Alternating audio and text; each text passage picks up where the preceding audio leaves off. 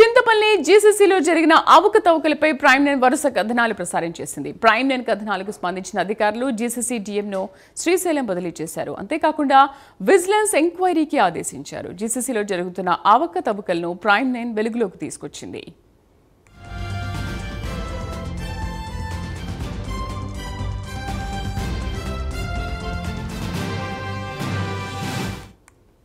చింతపల్లి జీసీసీలో జరిగిన అవకతవకలపై prime nine వరుస కథనాలు ప్రసారం చేసింది. ప్రైమ్ నైన్ కథనాలకు స్పందించిన అధికారులు జీసీసీ డీఎంను శ్రీశైలానికి బదిలీ చేశారు. అంతేకాకుండా విజిలెన్స్ ఎంక్వైరీకి ఆదేశించారు. జీసీసీలో జరుగుతున్న అవకతవకలను ప్రైమ్ నైన్ వెలుగులోకి తీసుకొచ్చింది. పూర్తి సమాచారాన్ని మా డిప్యూటీ ఇన్పుట్ ఎడిటర్ వాసు అందిస్తారు. వాసు, గిరిజనుల అభివృద్ధి కోసం ఏర్పాటు చేసినటువంటి జీసీసీ ఎంతో కాలంగా అవకతవకలు పాల్పడుతుందనే ఆరోపణలు వస్తున్న ఈ నేపథ్యంలో చింతపల్లి జీసీసీలో జరుగుతున్నటువంటి అవకతవకలపై గత కొండోలుగా ప్రైమ్ నైన్ వరుస కథనాలు మొత్తం కూడా వెలుగులోకి తేవడం జరిగింది. వాళ్ళ బాధితుల కథనాలు కూడా వెలుగులోకి తేవడం జరిగింది.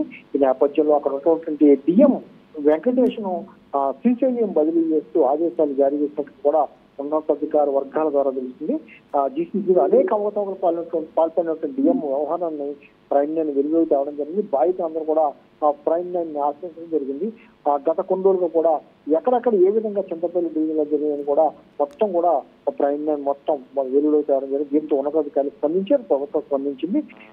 అయితే శ్రీశైలం పనిష్మెంట్ గా బదిలీ చేసినట్టుగా కూడా తెలుస్తుంది.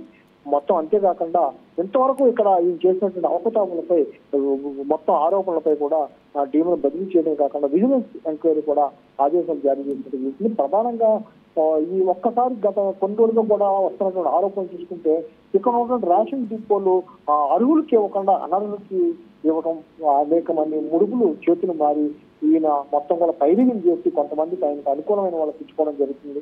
అదేవిధంగా ఆ సేల్స్ మెన్ పోస్టులు సెలెక్ట్ చేసినప్పుడు కూడా 24 మందిని ఎంపిక చేసినప్పుడు కూడా ఇంతవరకు కూడా వాళ్ళకి ఉద్యోగ పత్రాలు ఇవ్వకపోవడం, వాళ్ళని కూడా నిరీక్షించడం, అంటే వాళ్ళందరూ కూడా ఏదైనా ముడుపులు ఇస్తే కానీ ఇవ్వమనే సందేశాలు ఇవ్వడం కూడా ఆరోపణ జరుగుతుంది. అదేవిధంగా ఆ జీసీకి సంబంధించి చైర్మన్ శ్రవణ్ కుమార్ పేరు వాడుకోవడం, చైర్మన్ ఇచ్చిన ఆదేశాల మేరకే తను రెఫరెన్స్ లెటర్ మేరకే మొత్తం కూడా ఉద్యోగాలు ఇస్తున్నాం కూడా బయట ప్రచారం చేసుకోవడం కూడా జరిగింది. అంతేకాక ఈయన అడ్డదారుల్లో మొత్తం కూడా ప్రమోషన్ కూడా వచ్చిందని ఆరోపణ. హడక్ ప్రమోషన్ ఇస్తున్నారు, ఇది విశిష్ట సేవలు చేసిన వారికి ఇస్తారు. కానీ ఈయన అనేక అవకతవకలు, ఈయన ఎక్కడ పనిచేసినా సరే అనేకమైన ఆరోపణలు, అవకతవకలు, సస్పెండ్ అవడం, అనేకమైన రూపాల్లో ఈయనకు ఉన్నప్పుడు కూడా ఏ విధంగా ప్రమోషన్ ఇచ్చారని కూడా అందరూ ప్రశ్నించే పరిస్థితి. ఏదైనా కూడా ప్రైమ్ నైన్ వరుస కథనాలపై మొత్తం ప్రభుత్వం స్పందించింది. ఎస్ వాసు, ప్రైమ్ నైన్ ప్రసారం చేసిన వరుస కథనాలతో ఎట్టకేలకు స్పందించారు, బదిలీ చేశారు. బదిలీతో పాటు ఎంక్వైరీ కూడా ఆదేశించినట్టుగా తెలుస్తోంది కదా, మరి దీనిపైన అధికారులు ఎటువంటి ఎంక్వైరీ చేస్తున్నారు? తప్పకుండా ఒక గంట క్రితమే ఆదేశాలు అనధికారికంగా వెల్లడైనప్పుడు కూడా రేపు అధికారికంగా వెల్లడయ్యే అవకాశం ఉంది. దానికి సంబంధించి ప్రైమ్ నైన్ కి అధికార వర్గాలు అయితే ధృవీకరించడం జరిగింది. ఏ విధంగా ఏంటనేది కూడా, ఎందుకంటే విజిలెన్స్ ఎంక్వైరీ జీసీసీలో ఉంటుంది. విజిలెన్స్ ఎంక్వైరీ అవకతవకలు పాల్పడుతున్న ఈ ఎంక్వైరీ కూడా వేయడం జరుగుతుంది. అందులో భాగంగానే ఈయన భార్య కుమారుడి తను కూడా వాహనాలు కొని అదే డివిజన్ లో మొత్తం కూడా రెంట్కిచ్చి తిప్పుకోవడం, బంధువుల పేరట అనేకమైన అవకతవకలు పాల్పడడం, అనేకమైన గతంలో ఈయన పనిచేసిన చాలా ప్రాంతాల్లో కూడా అనేక అవకతవకలు ఎదురుకోవడం, ఇవన్నీ కూడా విజిలెన్స్ ఎంక్వైరీలు తేలే అవకాశం తప్పనిసరిగా ఈపై చర్య తీసుకున్నందుకైతే ప్రభుత్వ వర్గాలు అయితే సిద్ధమవుతాయి.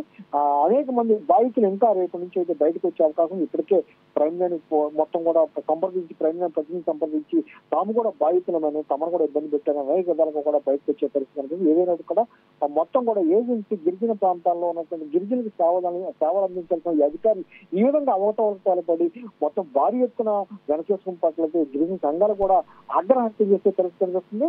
ఇది వెలుగులోకి తేవడం పట్లయితే ప్రైమ్ నైన్ కి వారందరూ కృతజ్ఞతలు తెలియజేస్తున్నట్టు. కోసం ఏర్పాటు చేసిన ఆ జీసీసీలో ఎందుకు ఇలాంటి అవకతవకలు జరుగుతున్నాయి వాసు? సహజంగా గిరిజనులు ఎక్కడా కూడా మొత్తం అక్షరాస్యత ఉండదు. వాళ్ళు ఏమిస్తే అది తీసుకెళ్ళడం, లేకపోతే ఏం చేస్తే అది చేసుకోవడం తప్ప వాళ్ళకి ఎవరు కూడా చెప్పే పరిస్థితి ఉండదు. దాన్ని ఆసరాగా చేసుకుని ఆ గిరిజనులకు ఇవ్వాల్సినటువంటి పోస్టులు గిరిజనులకు ఇవ్వకపోవడం, ఆ గిరిజనులకి కూర్చోబెట్టాల్సిన చోట గిరిజనేతలను కూర్చోబెట్టడం వల్ల ఈ గిరిజనుల్ని అమాయకత్వాన్ని ఆసరా చేసుకుని గిరిజనేతలు ఈ విధంగా చాలా అవకతవకలు పాల్పడే అవకాశం కనిపిస్తుంది. అంతేకాకుండా కొంతమంది గిరిజన సంఘాల్లో ఉన్నటువంటి నాయకులు కూడా ఇదే చాలా కాలంగా కూడా డిమాండ్ చేస్తున్నారు. ఈ తరహా పోస్టులో గిరిజనులకు సంబంధించినటువంటి అధికారులనే పోస్ట్ చేయాలి, గిరిజనులకి సేవలు అందిస్తారు తప్ప గిరిజనేతలను పోటీ ఇక్కడ పెట్టడం వల్ల ఉపయోగం లేదని కూడా చెప్పడం జరిగింది.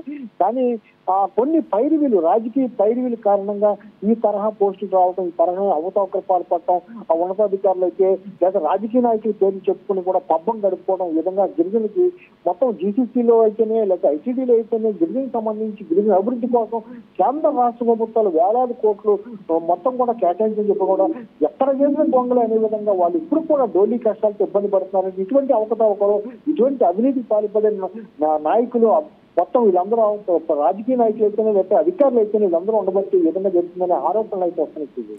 వాసు, చైర్మన్ సిఫారసు చేస్తేనే నేను జారీ చేశానని మాట్లాడుతున్నారు. మరి ఈ నేపథ్యంలో చైర్మన్ పైన ఈయన పైన ఎటువంటి చర్యలు తీసుకునే అవకాశాలు ఉన్నాయి ఈ ఉత్తర్వుల బదిలీలతో పాటు? చైర్మన్ పోస్ట్ అనేది రాజకీయ పరమైంది. కిడారి శ్రావణ మాజీ ఎమ్మెల్యే కొడుకు కిడారి శ్రావణ పోస్ట్ అవుతుంది. ఆ కిడారి శ్రావణ కూడా జీసీసీ పోస్టు వచ్చినప్పటి నుంచి కూడా చాలా వరకు చాలా గిరిజనులకు మేలు చేస్తున్నారు అనేది వచ్చినప్పుడు కూడా మరి ఆయన పేరు ఎందుకు వాడారో తెలీదు. ప్రస్తుతం అయితే చర్యలు తీసుకున్నారు. ఉన్నతాధికారులు అయితే మొత్తం చైర్మన్ దృష్టికి కూడా వ్యవహారం తీసుకెళ్లడం జరిగింది. దీంతో ఉన్నతాధికారులు చైర్మన్ అందరూ కూడా ప్రభుత్వం దృష్టికి తీసుకెళ్లడం జరిగింది. ప్రస్తుతం ఇంతవరకు కూడా ఈ వ్యవహారంపై చైర్మన్ కిడారి శ్రావణ అయితే ఎక్కడ స్పందించలేదు. మరి ఆయన స్పందించే అవకాశం ఉంది. తప్పనిసరిగా ఉన్నతాధికారులు కూడా స్పందించే అవకాశం ఉంది. ఇటువంటి వారిని కూడా చైర్మన్ వంటి వారు కూడా ఇటువంటి వాళ్ళని కూడా ప్రోత్సహించకుండా ఉండాల్సిన అవసరం అయితే ఎంతైనా ఉందని కూడా గిరిజన సంఘాలు అయితే చెప్పే పరిస్థితి కనిపిస్తుంది.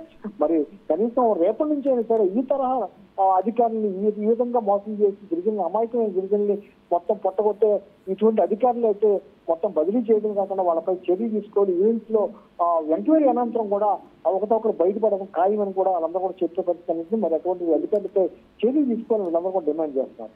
వాసు, ప్రైమ్ 9 ప్రసారం చేసిన వరుస కథనాలతో అసలు ఏం జరుగుతుంది, ఎటువంటి అవకతవకలు జరుగుతున్నాయనే విషయం పైన ప్రైమ్ 9 బయటపెట్టింది. ఓకే, స్పందించారు అధికారులు.